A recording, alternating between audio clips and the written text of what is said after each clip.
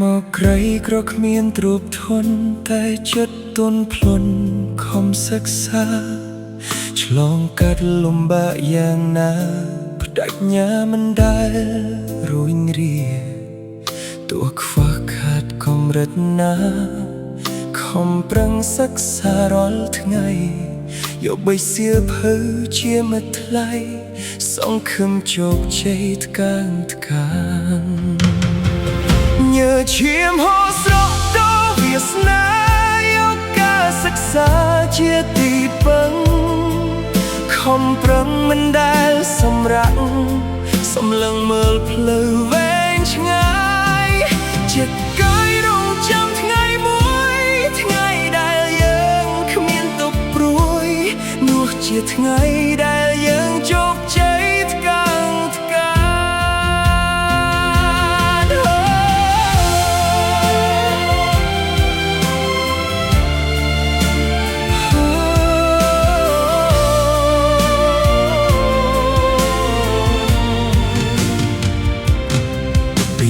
ក្រគេមើលងាយពីស្ទៃរាយមាយឲ្យឈឺផ្សាឥឡូវជោគជ័យហើយគ្មានអ្នកណាមកដៀលយើងទៀតទេញើឈាមហូរស្រក់ទៅវាសនាយកការសិក្សាជាទីពឹងខំប្រឹងមិនដែលសម្រាក់សម្លឹងមើលផ្លូវវែងឆ្ងាយចិត្តកាយរងចាំថ្ងៃមួយថ្ងៃដែលយើងគ្មានទុកព្រួយនោះជាថ្ងៃដែលយើងជោគជ័យថ្កើងថ្កានទោះជាមានលុយមានមាសប្រាមិនភ្លេចឡើយអ្នកមានគុណ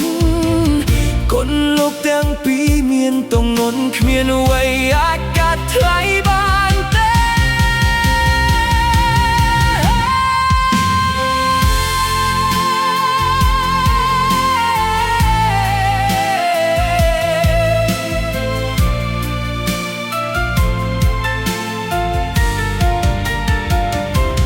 ឈាមហូរស្រក់ទៅវាសនាយកការសិក្សាជាទីពឹងខំប្រឹងមិនដែលសម្រាក់សម្លឹងមើលផ្លូវវែងឆ្ងាយចិត្តកាយរងចាំថ្ងៃមួយថ្ងៃដែលយើងគ្មានទុកព្រួយនោះជាថ្ងៃដែលយើងជោគជ័យថ្កើងថ្កានសូម